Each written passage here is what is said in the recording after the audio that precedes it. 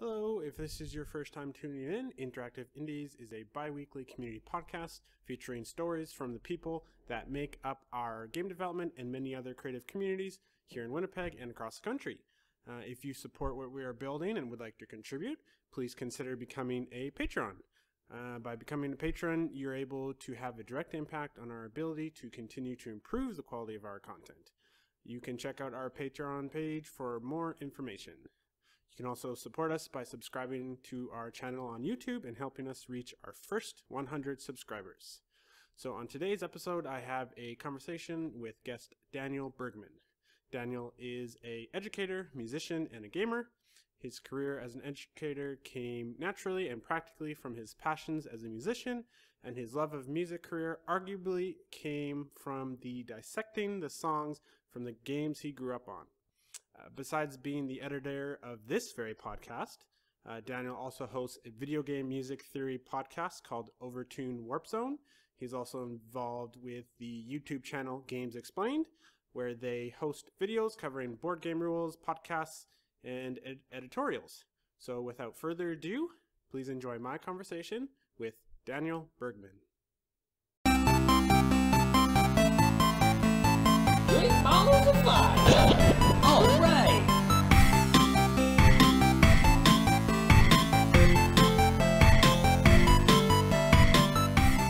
I was really looking forward to doing this with you because obviously all the stuff that we've worked on the podcast. So I figured a cool place to start would be kind of how that teamwork, let's say teamwork, developed. I'm notoriously bad in terms of my memory. So I'll go into a little bit of this stuff on my end. Sure. When I started, and I guess before we get too far into it, Daniel Bergman. There we go. There's an example of messing up the intro. Hey, it's all good, man.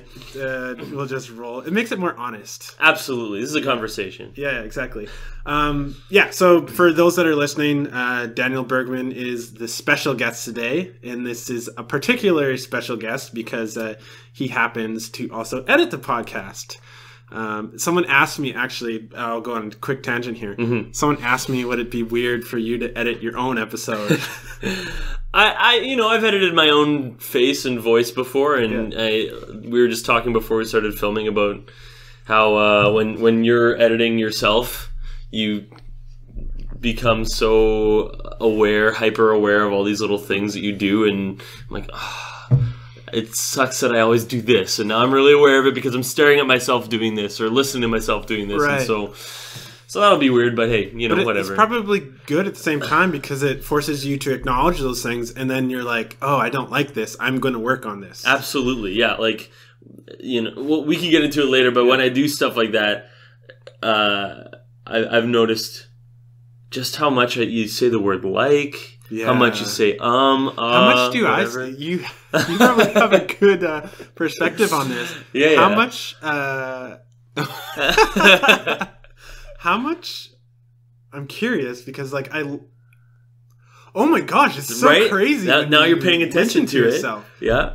Because I do consciously put an effort into that, but it's easy to forget when you just get comfortable and you get into the flow. But anyways, the podcast. So I remember it started back super long time ago, probably a year ago. I always wanted to do a podcast because I listened to Joe Rogan. I don't know if you listen to Joe Rogan at all or Rooster Teeth. I know of him. I listened to lots of podcasts, but not those ones in particular. But yeah, for sure. But I really liked that these different podcast hosts would have people on things that they were interested in, and obviously I'm really interested in the game development community, so I figured I would love to do that, and I saw someone that said they wanted to do something like that it would be a fun idea. They never actually did it, so sometime after that I was like, well, I'm just gonna do it. I want to do it, and this person isn't doing it and no one else is doing it, so I just talked to Julian, asked him if he was interested, and we recorded at the Forks, which was, when I look back, knowing what I've learned now through you, actually. Yeah. Like the background noise, the gain, I always thought like gain, you had to like turn it up and let that mean people could hear you better, which is like opposite. Or not opposite, but that was over a year ago, and that was under, I called it like Peg Jam Podcast. Mm-hmm. And obviously now I've done it under a different name.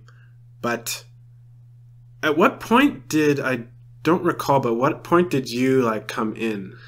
So I think my brother might have been like the second person you were talking to with the podcast, and he was mentioning to me about it, and I was really interested in it, especially with Julian being the first guest, because I'm a music guy and he's a music guy, and I listened to it. Oh, so you listened to the first? Yeah, I listened because I don't know how. Like, did you have it up already? The first episode? Yeah, I made a page on pegjam.com. Okay. Because at that time, again, I was doing it under Pegjam. Yeah. But it was only there. I don't think I had it like on all these other different platforms. Because at that point, I was just put it out. Right. So I must have listened to it there then. Yeah. And yeah, I thought it was great. I liked what Julian had to say, and I liked what you were doing. Mm-hmm. And then. Yeah, I was listening to the Forks chatter in the background and stuff like that, and like, is it driving you crazy as an audio guy? Yeah, just a little bit.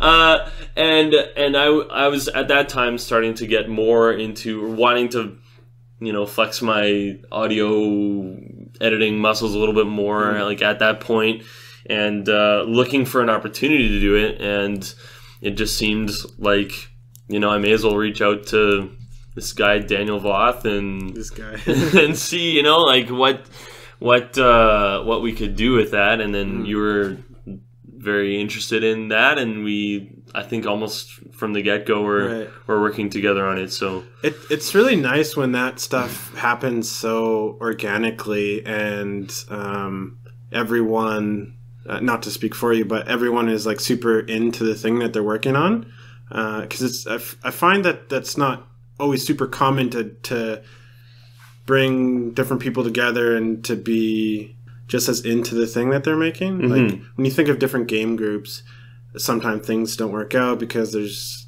different conflicting ideas. Mm-hmm. So when you can find people that really work together well, it's like pretty great. And I mean, yeah, when you're supporting something that you believe in, I guess it's just kind of natural. Yeah. But I remember how much time I had put into editing that first one. And granted, I don't have a background with audio or editing or any of that stuff, but I didn't want that to stop me. Mm-hmm. I wrote so many flippin' notes in my Audacity file. Yeah.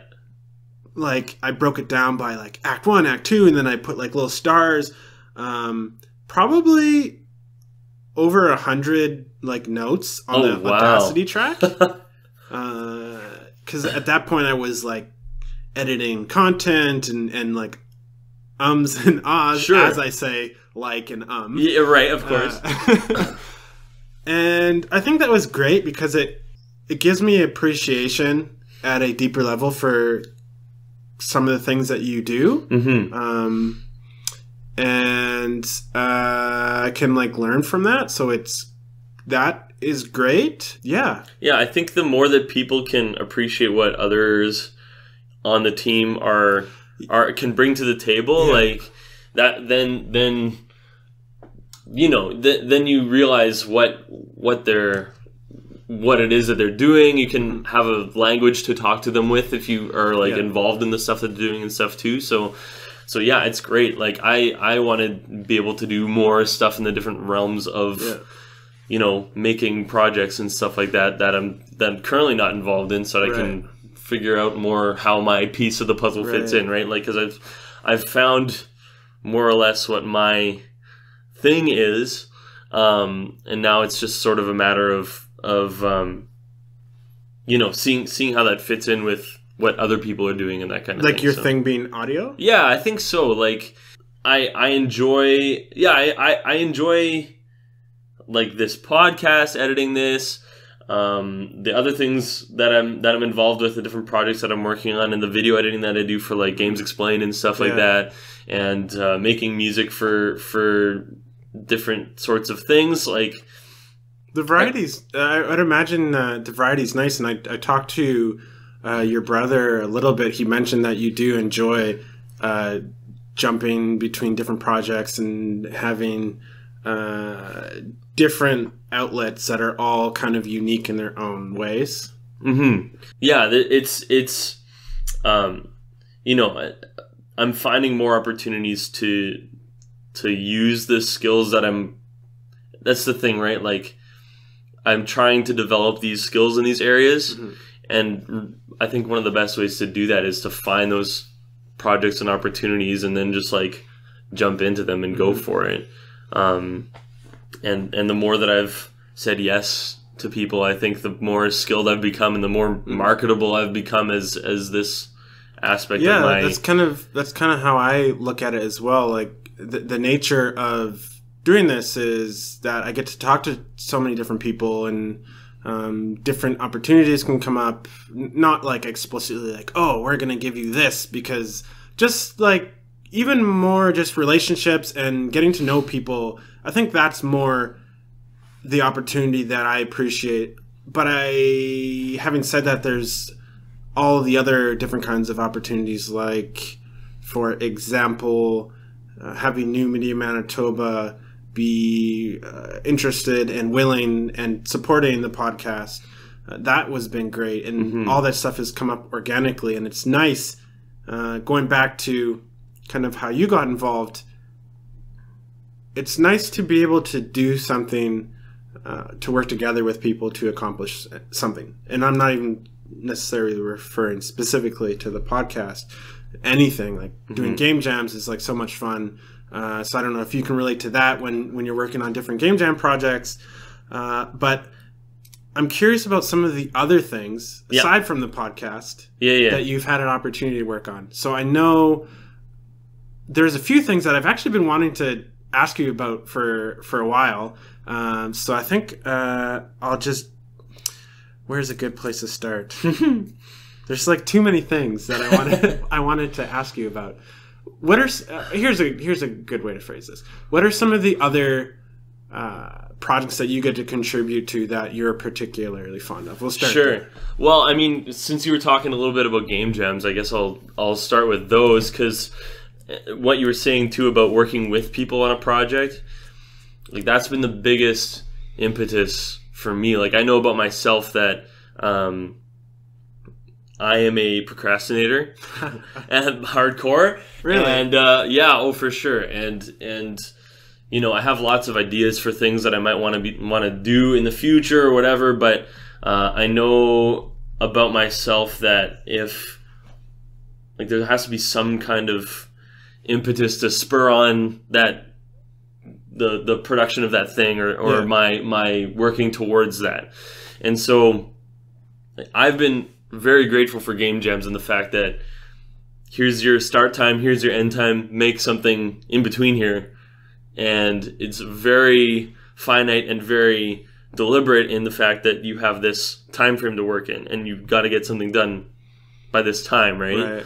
And so, and also the fact that you're working with other people. It's not just me working by myself. Like, if it would be so easy if I was working by myself, just maybe for others too, but I know certainly for myself, to just say, I got too much to do right now. I don't have to do this project. You know, I don't have to make this music for any reason right now. I'll just do it another time, and then it just wouldn't get done. Right. But that's the beautiful thing about game jams, eh? Absolutely. And also, sometimes if you're trying to make something happen on your own, there's almost too many possibilities for you to start in a certain place. But when you're working with people and it's like, we're gonna make a game about I don't know, we're gonna make a game where you just have a one button press, and this is gonna be our theme.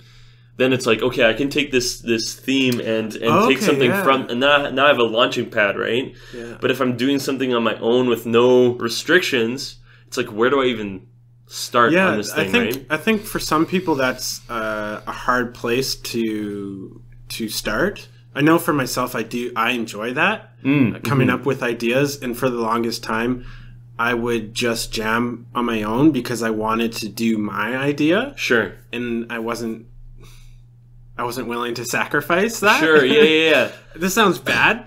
And I've since learned, and I think I always knew the value of working with people. I just wanted, that was like my me time. Right. But at this point, I'd rather work with people because my experience working with you and Christian, two people that I view as very proficient in their fields. So you're in audio and Christian with visual and art. I am not remotely capable of doing either of those things on their own. I would have to spend, beyond a weekend to do that. So to have those components, it makes the end project so much more satisfying. Yeah. Anything I can create on my own would still be satisfying, but it's just you can get accomplished so much more. And when it's a collaborative effort, it's like, hey, look what we did. Yeah. And it was no longer, hey, look what I made, this game that I made, Right. So. But the thing about that, like Vignette is the name of the project that we worked on together. But the thing about that is that, like, you had a vision for it, and you had your direction, and it was easy for us to come alongside and figure out, like, how our pieces fit into that, right? So it usually helps, like, if there's 3 leaders in a group, then that's going to be hard. But if there's one person who's sort of overseeing how things are going, and one person who has, like, the main focus and is corralling everyone else together, I think that's really helpful to have someone like that. Yeah, I feel guilty though, because I don't want it to be a thing where it's like, oh, we're doing my idea. Because when you're working with a group, I think you need to get different inputs, and I think that we did that. But I would always say, like, oh, what do you think of this? What do you think of this? Yeah. Because I didn't want it to feel like people were contributing to my idea. Yeah. Even though that I came up, or actually me and Christian talked at length about this idea before we even started. So I shouldn't even phrase it as my idea. I presented the idea to Christian, and he gave me some feedback, and we changed some things, and we ended up what we actually made. I mean, a part of it. It's not the full picture of what I had envisioned and what me and Christian had talked about, but I'm super, super happy with it. I haven't put it out yet. Maybe it goes back to procrastination, but I like to tell myself I'm busy doing other things, whether that's true or not. Sure. Well, and at this point, like, largely my part's done, right? Like, and so if it were me in your shoes and it was just the last part of it was up to me, that might even be enough for me to be like, I'll leave it for later. But the game jam's this focused time where it's like this is what's going to happen. Well, it's like for me, I didn't, and I'm usually not the type of person to phrase it this way, but I didn't want to put it out yet because it wasn't what I wanted it to be. And not that it would take that much more work to get it to that point, but I wanted to service the audio. I wanted to service the visuals. If it was just my own work, I probably would have just put it out. But I think the audio was great, and the visuals were great, and I wanted it to have the emotional impact that I think it can have. So for that reason, I haven't put it out yet because I want the music to time perfectly. Right now it just kind of ends with the background, and you have to, like, wait for the next scene, right, as the song had already finished. But I know that you worked with at previous game jams in the past with Matt and Ben on, oh my goodness gracious, what's it called? The car one. The car one. Lucid Drifting. Neon Nights. Yeah. The car one, I say the car one, the shooty one, the hamster one. Yeah, that's the one. But Out of all the projects that you've worked on with Matt and Ben and Justin and whoever else you ended up working with, or did you do the DJ Hamstars one, or was that Justin? That one was just Justin. Like I think typically for Matt and Ben, they've usually gone to Justin or myself for audio. Sometimes both of us, depending on the project. But that one is just Justin. Yeah. Okay, so Lucid Drifting was you. Yeah. Okay. Yeah. So what did you like about that game? Because there's different projects offer different things. To your creativity. So what did it do for you? Well, that one, that one's my favorite game jam project personally. Like as far as what I produced. It's got like such a style to it. Oh, for sure. Just and that was the visuals, it all like comes together in this like cohesive package. Yeah, and that was part of the draw for me from the beginning, is that like on the first night when we were brainstorming the idea of just going heavy in this 80s neon vibe, with this like synthwave style music and everything was like at the forefront.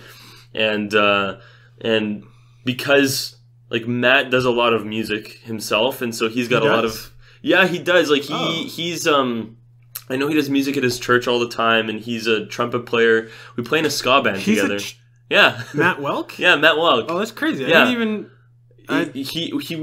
we have a few shows, once every few months or something like that. I knew you were in a ska band, but I didn't know Matt was also a part of that. Oh band. Yeah, he's the trumpeter, and then his wife plays trombone. They're the brass section for us, and it's pretty great.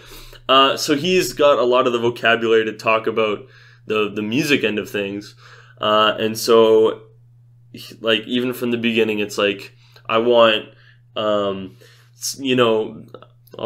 talk terminology here. Yeah. Well, changing chord progressions, but a constant bass line through it all, and I want like this type of synth for this, and just sort of some of the vibes of what the song should sound like just by describing it or whatever. And in talking about the project, like, are you familiar with Kung Fury at all? That movie? No. It's like a kickstarted movie about it's like all green screen, and there's this like kung fu guy who goes back in time to beat up. Was it one of those like old school like B movie kind of things? It's sort of in the style of that. It's like it's got this 80s vibe, but it was made a couple of years ago. And that's interesting. Yeah. And it was a kickstarted project, but the guy got David Hasselhoff to write a single for it, which is insane. And that song, oh man, what's the name of it? Kudos to that guy. Yeah. True Survivor is the name of the song. David Hasselhoff. And that was definitely a major inspiration for me for writing that song. I'd never written like that, and that's the thing about these game jams too, is that there's often these styles that I would find interesting or whatever, but I haven't had a chance to do it, and this gives me the reason to try and figure out how to make a song like this. And so, for the first day and a half, I was poring over YouTube tutorials about like how to get the best sound for this and how to make it authentically this way. And I finished basically around what the main song of the game was going to be on that Saturday night. And then Matt's like, you're going to make vocals for this song. And I'm like, okay, that sounds like fun. And then we brainstormed different words that had to do with cars or mythical creatures or noble virtues. And then we like dumped it into this song, and that's it. Do you typically sing on tracks? Or are you like, no, it's just like this one was just something, we had extra time. Okay. And we just wanted to make like a silly credits song. Like when you usually work on audio, is it just you're making music, or are you singing as well? Like, when you do the ska band, are you singing, or are you just playing an instrument? In the ska band, Matt and I trade off singing like the main vocals for songs, and I played bass in there. So like, yeah, I mean, so far this stage, like there's not, aside from these like side projects and stuff, the audio production stuff and the music production stuff is pretty limited. Like it's not a lot of what I do day to day typically. But like, you know, I have a music degree, and when I was in university, that like voice was my instrument. So so yeah, I'm pretty comfortable singing and adding that into songs if need be or whatever. So yeah. Do you ever, are you gonna be jamming at like future game jams? Are you gonna? I hope so. Yeah. Like, I mean, working with you here was the first time that I worked not with Matt and Ben. Like I've been. It's nice to like do something different. There was a few other people there that typically work together that made a point not to work together. It definitely helps you to stretch yourself. Yeah. And there's something else. It's easy to work with like the same people, but you're not experiencing different things and different. Like Matt is technically proficient at what he does. Yeah. I'm not as technically proficient as Matt, but I probably have something different to offer that maybe Matt doesn't. For sure. Yeah. And like, you know, all the other different kinds of people that you could potentially work with outside of myself and Matt. Of course, like, you know, outside of the programming realm, like, you know, he has certain ideas for directions for his games. You would have, you know, you'd gravitate towards different things naturally, right? And yeah, like for me, I had always sort of considered myself more, I guess, peripheral as far as my involvement in the community has been in the game jam community, and so like it was comfortable for me to be with Matt and Ben for those projects, and I probably will be with them in more in the future. But yeah, it's definitely an opportunity to stretch yourself and try something new if you go with other people. So you mentioned that you like went to school for music. So I'm curious the whole background behind what got you into music in the first place. Yeah. Like even let's take it a step back, and even before you went to school. Sure. What or who or influenced you to pursue that? Like, was even music the first thing that you wanted to do? Yeah, I mean, I've always been into music in different ways. When I was when I was a kid, I would sing all the time and make up songs or whatever, like in elementary school. And then by the time I got to middle school, the school that I went to had a mandatory choir class. Yeah. And I did not think that was very cool. I wanted to get out of there as soon as possible, which funny. I did. But I remember actually, like, it's funny that this is even the case, but I remember not even wanting to take band at all. And I don't know if that was like me being risk averse or something like that. But at the school that I went to in grade 7, if you didn't take band in grade 7, it's like, you know, you'll be too far behind to join in later years. That's what my perception was of art, but sorry. Yeah, well, in any case, I was gonna take art, but because of the fact that I would have limited myself with band, my parents were like, just give it a try for this year, and if you don't like it, you can not do it. And I joined on trombone as my instrument, and yeah, I caught on to, like, yeah, it was the right choice for sure. So it just kind of happened. It just kind of happened, and then as I continued, you know, I started to identify as this is my thing, right? Music is what I'm into, and it's interesting how you came back to it. Yeah, well, exactly, and then by the time I got to grade 10, I had joined like improv groups and stuff in my school, and I was doing more acting and stuff like that. Acting, I say as if I'm taking myself so seriously as my grade 10 self. Right. And so that we were doing a musical. The school is doing a musical, and I wanted to act in it, but I was pretty reserved as far as the singing part of it goes, because it's a musical. If you're going to take a big role, you're also singing in it, right? I had a bad experience with being put into musical programs and musical classes, and I did not enjoy it one bit, and I do not look back at it, and I am not going to come back to it. It's definitely, it just, you really, really have to put yourself out there. For sure. And the thing with singing in particular is that, well, I should say, if you're playing an instrument and you suck for whatever reason, like it's like you can at least you have the instrument to blame. Like if I screw up a note or whatever, I'm playing guitar and I make a mistake, it's like, well, this guitar is out of tune, or this is not a good guitar or whatever. But like if I'm singing and it's not a good day and I'm not singing very well, or I don't feel like I'm an adept singer, then it's like I am the problem. Like I am the instrument, right? Mm-hmm. I can't blame something else. It's me. So I think that singing is a lot more personal. A lot more people, especially in school when you're trying to be cool and everything, and I feel like that's a vulnerable position to put yourself in. Yeah, absolutely. Because people are always going to be critical of singers, whether they're malicious with intent or not. Yeah. They're like American Idol, X Factor, and all these shows where people are constantly judging you for singing. And I always felt that I wasn't like a huge fan of those shows where they make fun of the person that's trying to sing. I would imagine like it's mostly manufactured.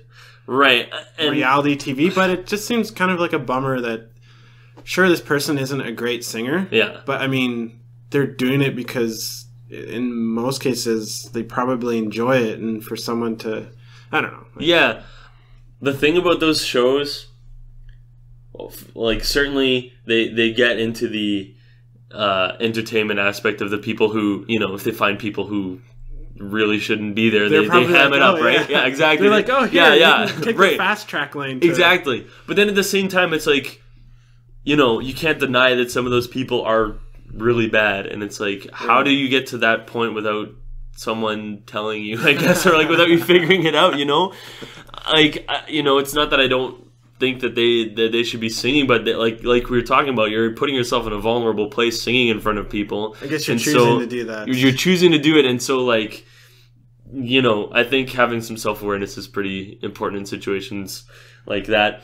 Okay. But needless to say, yeah, when I auditioned for this musical, that was like the first time that the choir person at that school had listened to me, and you know, he talked to me later on and was like, you should join choir next year. And through the whole process of the musical, like I've always really enjoyed those kinds of things, because, you know, I think a quarter of the student body gets together in some way, if they're acting or singing or in the band or making the set, or you know, doing stagehand stuff or lights or anything like that. It's a big community building thing for months of the school year. Right. And so that was always a highlight of school for me, and I associated those good things with music making, and so like it just carried me on like through to university. I remember in like grade. So it was easy for you to know what you wanted to do after high school. You didn't have to like search. Music was your thing, and it was very obvious at that point. It was very obvious to me that music was my thing. But going into grade 11, like I had a decision to make, because I was taking so many music classes that I couldn't take like chemistry or calculus or things like this. And I remember talking to my music teachers about it, and you know, ultimately deciding, like, it's music that makes me happy, and I know that I'm good at it, so I may as well just keep going with that. You know, I gave up my life of being a prestigious engineer, or, you know, whatever, but like it's not like that was what I wanted to do. Like I'm very happy with music being my thing and everything like that. So yeah, and then it was university from there. So. Playing off of what you just mentioned, so you went to school, and that translated in you going to university for music. At what point did that translate from learning to a career, or being able to support yourself off of the thing that you enjoy doing? Yeah, well, The jokes about musicians being starving artists are not untrue. Let's just put it that way. So, like, yeah, as far as music is concerned, the majority of musicians have some kind of side gig to keep themselves, like, if they want music to be their main thing, you got to really suffer to make that happen, and so they often have something else going on. And so an obvious choice for a lot of musicians is education, because, you know, people need piano lessons to learn piano or whatever. People need to be in those positions in schools where they're going to be teaching other people. And so when you go into university in the faculty of music, for the first 2 years you're just in a general stream, and then after that you specialize in like performance or education or musicology, like the study of music kind of thing, that's more an academic focus and that kind of thing, or like music therapy, stuff like that.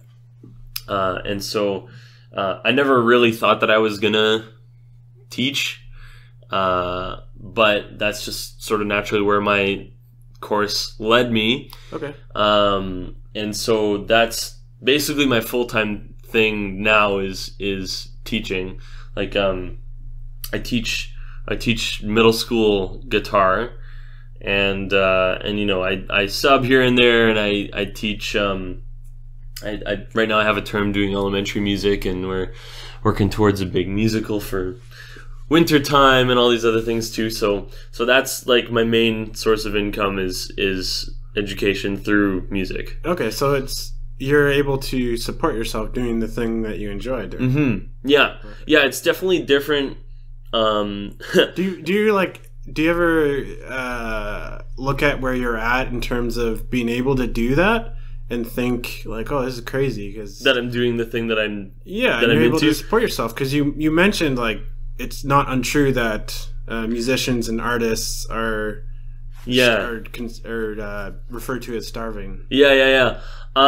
Well, certainly I think that trope makes more sense for people who want to make performing music their main thing, right? Right. And so if that's what I wanted to do, like, I would have to work my butt off to get to the point where I'm making a living off of producing music or performing music or whatever. But education's a little bit different, like, because it's a specialty music education. Typically, people just hire people who have music backgrounds to teach in music positions, band, choir, whatever it happens to be. So I have, you know, if you are a musician, you have that niche corner sort of to yourself. Yeah, but definitely, like, I don't know at this point if, like, being a rock star or whatever is going to be is even what I want, let alone something I would work towards. So, like, yeah, it's cool to have opportunities to perform and stuff, and yeah, I don't know. I think the interesting nature of what you do is you have so many different things that you can contribute to. So, like, whether that be games, podcasts, teaching music, all these different things. One thing that I know that you were doing, which I don't know a whole heck of a lot about it, it's VGM. It seems like one of those. I know what Inktober is, right? And it seems like Inktober, but for audio. Can you first off, what is VGM? What does it stand for? Yeah. So VGM stands for video game music. Yeah. It's all good. I could have guessed that one. It's all good. And then so the thing you're referring to, I think, is I don't know what you call it, a project or something through. VGM Academy is the name of the group or the website that organizes this thing. Dan Halsman is the guy who started VGM Academy, and it used to be an annual thing where people would be challenged to compose music, some kind of music, for 21 days straight, just to make it a habit, like to make writing music a habit. Like, because like what I was saying before, what we were talking about before with making projects is that unless you have that, for me at least, that external impetus to get going, it's like, you know, almost impossible to find a place to start. And so to have like this website where you have a community, virtual as it may be, you can you have that motivation to keep on producing something. And the idea with this is that you compose 2 to 4 bars minimum of music. So, you know, something like 5 seconds worth of music at minimum. Okay. But you know, of course, you can do way more than that. And the idea also is that you're just writing something as a sketch just to keep yourself going, to make it a habit, right? To build something. Because if you do something every day, it becomes a habit. Right. And so you could just like sketch it out on paper or something like that. But I wanted to try my best to have something that I could put on SoundCloud, for example, like each day of it. You have like a portfolio. Yeah, exactly. And now I have like all these things. And the good part about it for me is that and this is probably something that I picked up from being an educator in schools, is this thing called growth mindset. And what that means is that when I encounter problems or situations or something, I don't think about that as being, you know, if I come to a dead end, I don't think, okay, well, that's it for me.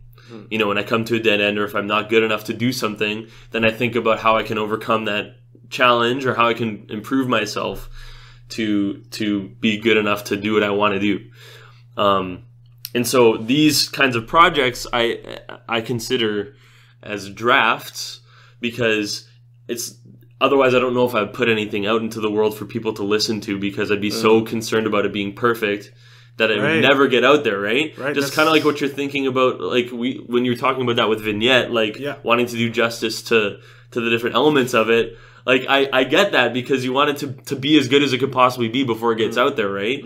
But for this project in particular, the idea is that it doesn't have to be perfect. Just get something out there for people to listen to. It's been great for me in that way. And you know this since we work together in the podcast, like whenever I send you something, even if I think it's as good as it can be the first time, I consider it a draft when I send it to you, because I always just like use the draft is like always what gets used. Yeah, right. But I call it a draft because I think that I'm so like, I know about myself that I'm so I don't know what the word is, like insecure or something, that if like I put it out there as if it's the final copy, and then it's like, well, this could be tweaked or whatever, then I'm like, if you put it out there as like a official release or whatever the word is, you're acknowledging that it's perfect, which you're saying is not, which is why you call it a draft. Yeah, you don't want to acknowledge it as perfect, because there's always something that you can improve. Exactly. And so at least the first time I finish something, I never consider it the final thing. I consider it, here is a rendition of this, and it can be tweaked to make it even better. And so I think that helps me to guard myself, knowing myself in that way. And I apply that to like anything creative that I do. The first thing that I do is always a draft.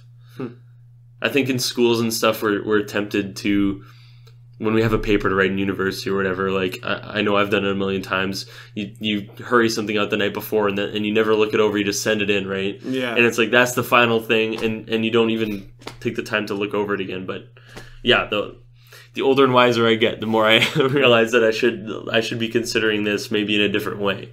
So, so another thing I was curious. I think a lot of people that know some of these things about you might know that you do the audio and you do music and you're a teacher. I think that's one of the more visible things. I would think so, yeah. But I think what is also interesting, when I was sort of Googling some things, the thing that comes up the most, I don't know if you know what I'm referring to. I might Google your name. Okay. This record. Oh yeah, quite a bit. Yeah, that's right. And before I knew you more than I do now, I knew you through these like different articles and these different things. Oh really? Like I think, I don't know the circumstance that led me to like searching your name or whatever, but I think it was like through Matt. Matt would like retweet something probably, and then I like saw your name through there, and then these different places I'd see your name. But Guinness World Records. Yeah. It's like legit. Yeah. It's the official Guinness World Record. Yes. How do you start to do that? Well, I mean, as far as this record, like... Sure, we should clarify. Like, what? It's the record for... It's the longest marathon playing a fighting video game. That seems like something... Like, I would assume that would have already been a record. Because, like, everyone plays video games. Oh, yeah. So how... There have been records in the past. Like, I remember looking up stuff like, oh boy, 7 or 8 years ago, something like that. When I first started to realize that this kind of marathon thing exists as a record to break. And back then the record was like 33 hours. That doesn't seem like a long time. I know. I'm sure there are people who on a semi-regular basis, play video games for like that long on their own, right? But and then it went up to 48 by the time that I was attempting it, and now so I set it at 57 hours. Now that being said, Guinness breaks down these marathons by genre, which it allows for more people to have records, but like it's in their interest to kind of do that. But frankly, like there's the longest video game marathon ever is in a DDR style, like a Just Dance style game. It's like 140 hours or something like that of playing like a moving game. Yeah, of playing a game. Sorry, that was me tapping on the table. Was it? Oh. Yeah, I was excited. That's somebody playing a game where they're moving around the whole time. So I think like that's wild. But I'm grateful for the fact that they break it down by genre, because otherwise I would never be able to beat 140 hours. So anyway, like that's a long time. I'm not I wouldn't want to do that. Yeah. So it's not a devaluing or devaluing. Yeah. Doing that. It just seems like there's so many intense people out there that can dump so much time into something because they just sort of do it all the time. So I was surprised that was a record that could be broken. Yeah, in that it wasn't exponentially high. Right, exactly. A week of video games. Yeah. It seems like someone's done like a week of video games, but they don't. I'm sure they have, and I think honestly one of the biggest roadblocks for people to actually do it through Guinness is it was a very hard process to document everything. Okay, so you went through all that, obviously. Yeah. Like essentially there's two ways to do it, and one way just unless you're raising like insane amounts of money, just isn't an option. Like you can hire a judge to come, but it's more or less tens of thousands of dollars to have them come and verify on the spot, especially for a marathon because it's multiple days worth. And so that's just... Are they there the entire time? They'd have to be, right? Because they would have to prove that you're actually doing it. So when you did it, they were there the entire time? No, so you could do it with a judge, or you can do it like collecting your own evidence, right? So the route by doing it from an official judge is just like wasn't a possibility just because of money. So we had to do it by documenting evidence, and they have both very strict and also very what's the word, very amorphous rules, I guess, around how you collect your evidence. And so there's a lot of interpretation you have to do to figure out what exactly they're asking for. The biggest thing was that we had to have 2 witnesses present at all times. These 2 witnesses had to be people... you dragged them into it, too. Right, exactly. exactly. They didn't get the record. Yeah, well, basically, I mean, like, these people are basically doing as much as I am, right? But you have to have 2 people there at all times. One of those 2 people had to be a professional in the realm of video games. What is a professional in the realm of video games? Interpret that. Yeah, that's one of the things, right? Who did you grab? So, but for that, we people like Albertine Watson was one of the people who we got for that. And they also have to be people who I don't have any personal connection with, because otherwise they have some reason to, bias towards me if it's like, I guess that counted as. Yeah. So they had to be people who I didn't know, and so back then, I didn't know who she was, and so she counted, and there are other people too, like in similar standing as her, but like retailers, video game retailers would count. I think some people who do stuff for Extra Life counted for those professional people. But then they could only stay for a maximum of 4 hours at a time. So we had a list, and I had my friends and I were working on this for months, but we had a list of 30 people-ish who were our witnesses, who we made a schedule for, and they had to come in and sign in and get this logbook and stare at me. And if I ever paused the game, they had to make sure I'd press a button every 20 seconds, or else it'd be too long of a break. And if I took a break, they'd have to record it. So much of those specifications. Yeah. Like, if you paused, you have to be active in the pause menu within a certain amount of time. Like if I'm playing the game, I don't think there was any stipulation as far as what I'm doing. But if I'm in menus, the maximum amount of time without a button press is 20 seconds.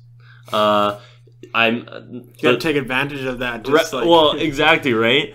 But they have to have some kind of standard if they're gonna say that they are the official record holders for this thing. Otherwise, and I get that. It just made it very hard to get everyone together to do it. And of course, like, because of the fact that it was such a big deal to make this happen, like, there's no way. From the start, I knew that it wouldn't be this way, but there's no way that I was going to do it just so that I could have this thing, right? Because that's like... You weren't trying to get a record necessarily. Like, you weren't trying to get like a piece of paper that you could say, "Hey, this is mine. I won this." Sure. Like if it was if I did it in total isolation, whatever, I wouldn't care about that. But because there were probably 50 people who helped me out with this, there's no way that I'm going to get these 50 people to sacrifice their time just for me, right? So it was a fundraiser for Geekdom House, which is like I've heard of that. Yeah, it's a group. I don't know too much about it. Yeah, they're a group of people who exist to love and serve the geek community, and so they have a bunch of different kinds of things that they do. They get together and watch TV shows, or they have like a magazine that is nerd culture focused and this kind of thing. So they're starting up like this youth program, and so we did a fundraiser for that because there are a lot of people who were in a part of Geekdom House who were the witnesses for the attempt, and so it was fitting that they're not from. Are they from Winnipeg? Yeah, they are. The founders are. Okay. There might be people elsewhere who contribute like articles or something else, but okay. So yeah, a lot of Geekdom House people were involved, and so we raised money to start up this youth program, and so that made it something meaningful. It wasn't just people coming around just for no reason, just to break a record. And we had tournaments in the evenings and stuff, and it was really, really fun. But it took like almost... The work was everything that happened before that? Basically. Yeah, during the attempt, like, they had to watch. Like, I could take breaks every hour. I could take a 10-minute break, and those breaks I could accumulate.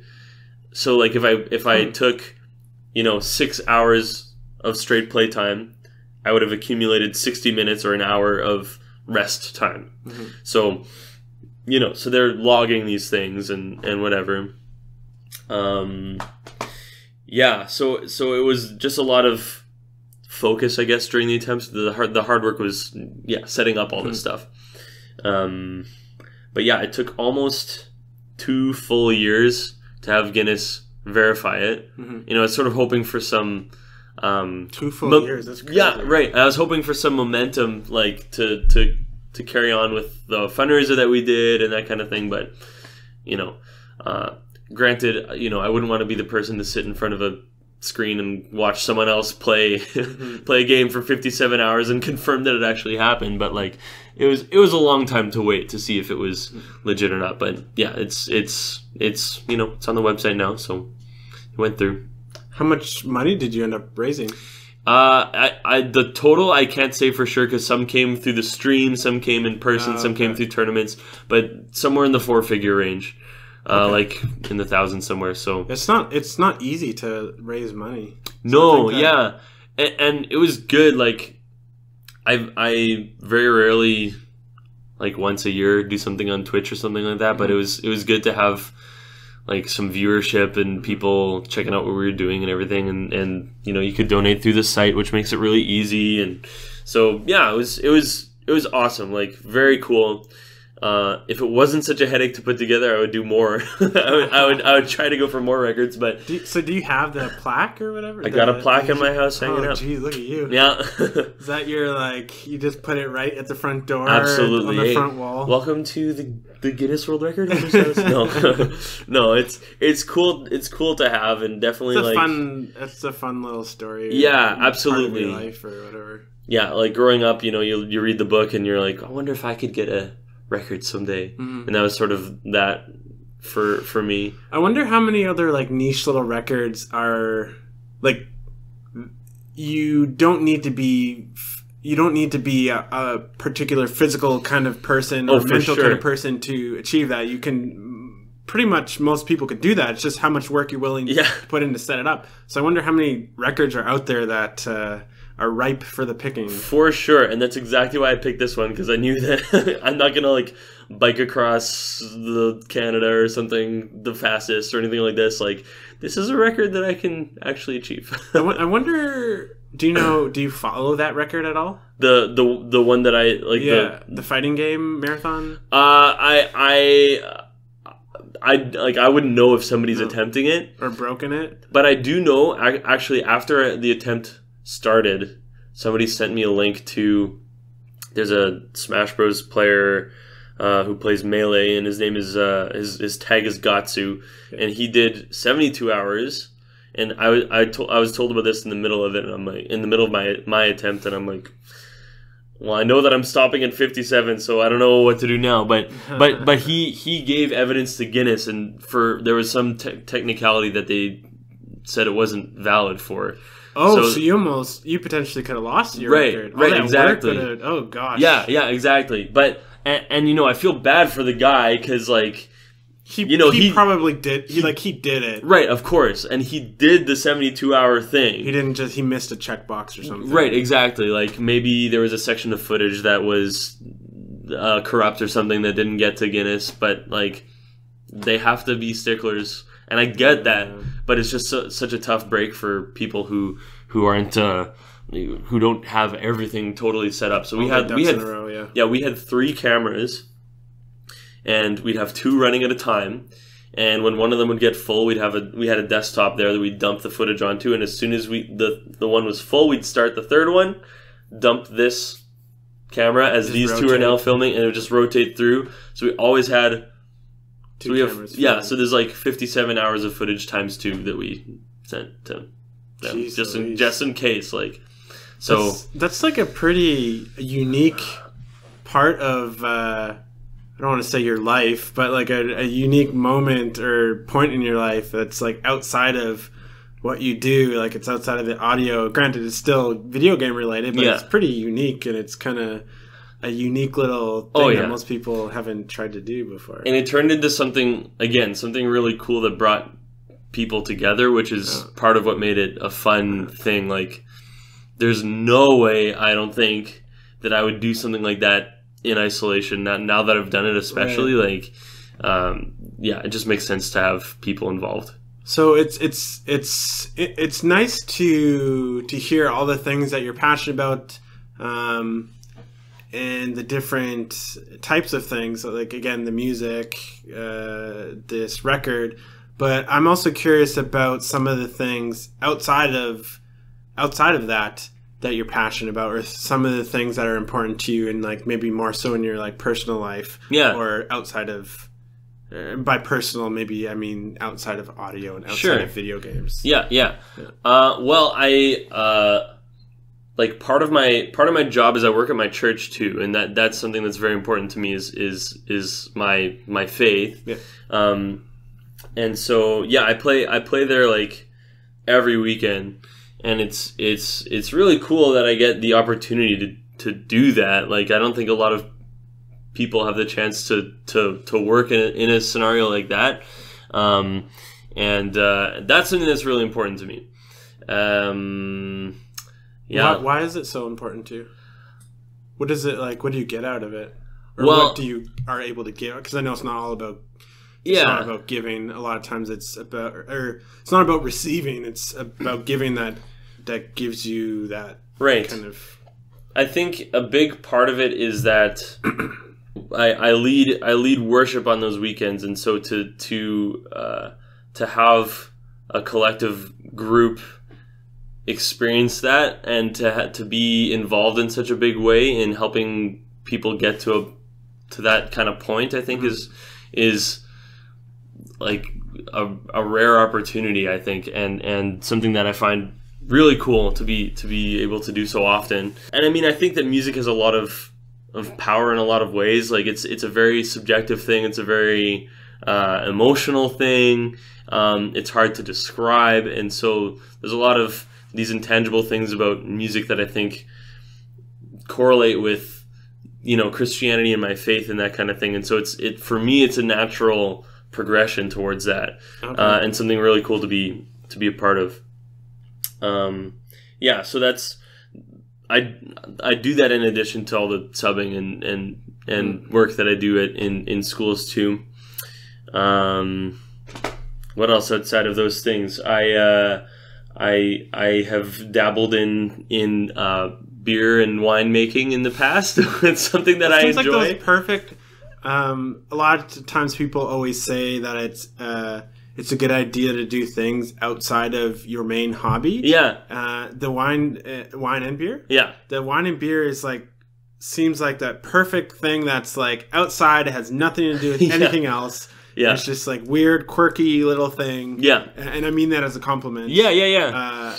That offers something completely different. Yeah, and there's a lot of science behind it that I have no idea about at this point. You just know that it works. I just know that it works. You know, you start off with these kits that have everything more or less. You just follow the instructions, and then out comes your batch of whatever you've made. But you can obviously go as off the beaten path of it as you want. Like you can go and buy your own grains and steep it yourself and make any little changes that you want and that kind of thing. And so I'm looking forward to being able to spend some more time making tweaks and stuff. It's another thing that I'm nervous about tweaking, because like you have big batches, like 23 liters of stuff. So if you make a mistake, it's like to pitch all that, it's like that's like 30 bottles of wine or like 60, 70 bottles of beer or something like that to pitch if it fails.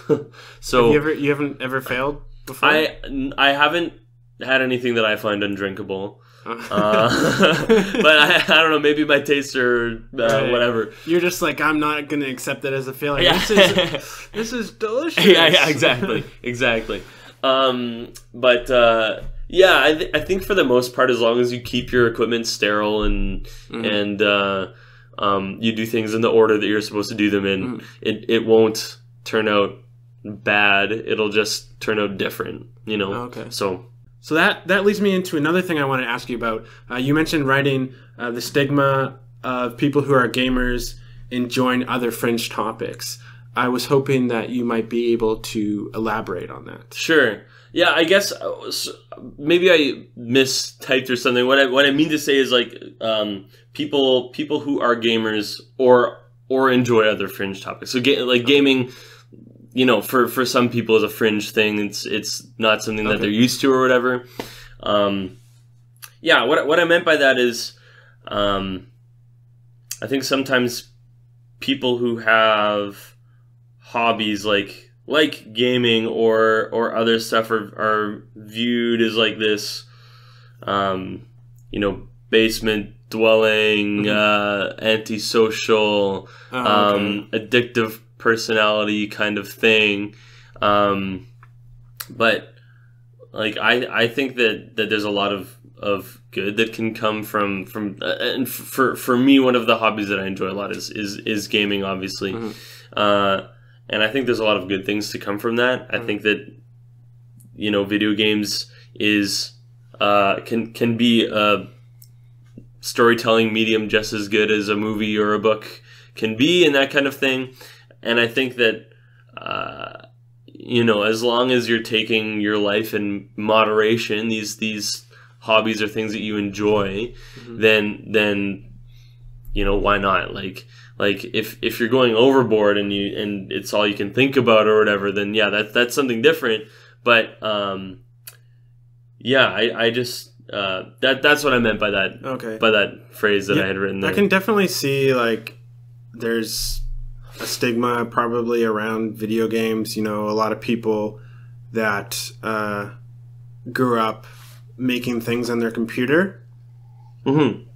I think the perception with their parents a lot of times might be like, oh, you need to get off the computer, even if they're creating something with the computer, so maybe that's a good kind of analogy. Absolutely, yeah. And I know growing up that happened to me, where it's like, oh, get off your computer and do this or do that. And it was like I was doing something constructive, productive. And it's, I wouldn't fault them for that. We just, I'm about to say something that makes me sound so old. But you grow up in different eras where, your parents don't grow up with technology. So when you grow up with technology, the perception might be that you're not going outside, you're not doing things that are constructive. So. I think as long as you're living balanced and you have and you're self-aware, right, of what you're spending your time on. Like for me, a big part of why I like music is because of the music that I listened to in the games that I played when I was younger. Like I grew up on the Super Nintendo, and I would try and figure out, the battle theme to Super Mario RPG on the piano or something like this. Like I'd hear this music and I'd go and try and do something with it, and I'd try to like, make new stuff that was in the vein of this medium, and it's just like I said, it can be just like any other medium where you're telling a story, and there's other good things that can come from that. So yeah, that's I think important to think about when you're thinking about that kind of stuff. Mm-hmm. I should also say that, well, I don't think we really talked about Games Explained that much, but that's like huge as far as hobbies or things outside of talk about that for sure. Yeah. Because that's definitely like one of the big places where I feel that I'm creative these days is with that. It's the YouTube channel that I have with Matt and my brother Ben, and it started out as like how-to videos with the idea being that if you look on YouTube for a video on how to play a board game that you haven't played before because it looks complicated and whatever, like most videos that you look at seem really daunting. They're like 30 minutes long. Somebody's given his take on the game the entire time, and like going back and forth between explaining it and playing it, and they're oftentimes not very concise. And the purpose of the how-to videos of Games Explained is that you shouldn't even have to look at the rulebook. This video is going to be as short as possible and give out all the information that you need to start playing. And so that's our goal. And the biggest video that we've had so far is 7 Wonders, which is like a 9.5-minute video. But usually we try and make 5 minutes the cap and have everything under there. And it's been really good because we're trying to see what other kinds of content that we can make, and it's been really good to because you guys have done a podcast as well. Yeah, that's right. So Games Explained. Exactly. So we have 4 out now, and we're planning on having some kind of regular release schedule with that in the near future. And we've had a couple different styles of videos. Like we've had one where Matt talks about different ways that you can pick a starting player when you have a board game and that kind of thing. So that's been a really good project that has been huge in like me figuring out, at least personally what I'm getting out of it is figuring out how to do all these things. Like video editing, have been so useless with like things like color correction in particular, but different nuances of video editing and there are a lot of nuances. Oh, for sure, and it's, you know, unless you get into it, you don't know what those are, right? And so it's been awesome to figure out what, like, I'm growing because I have this thing, right? Like I'm gaining the skills because I have a real world application for the skills. And you're working with other people. It ties back to the collaboration on a thing that has different skill sets from different people that together you're able to accomplish something. Yeah, outside of yourself. That's it exactly. So that's been super cool. We're almost at the point of YouTube monetization again, which is a cool thing. Yeah. So if you aren't subscribed, you should subscribe. What is the channel? It's called Games Explained. So just Games Explained. Yeah. There's no other, like, if they search that, they'll find it. If you search that on YouTube and you might have to set it to just channels, because it's some million viewed video might come up first. It's like a pretty broad keyword. Like exactly. So you might have to scroll down a little bit, or if you specify you're searching for a channel, you'll definitely find it. That'll work in your favor when you guys are when you develop to a point of having a bigger audience. Yeah, like that is a perfect name. It like captures it like perfectly. Yeah, exactly. So that's been tons of fun working on that. So a little bit in closing here. I generally like to end with a few questions. As I'm well aware. As you're well aware. As I was in the middle of asking it, I realized that you have listened to everything. Yeah. So you know what's coming, but I guess you don't know which one I'm going to ask, because there's like a few of them. We'll roll the dice here. So it's funny, because usually I say if heaven exists, because I know the nature of faith is people believe in different things. Of course. So in your case, what would you like to hear God say when you arrive at the pearly gates? So it's kind of like that all-encompassing, what have you done with your life? What would you like to look back and have someone said about your life? Yeah.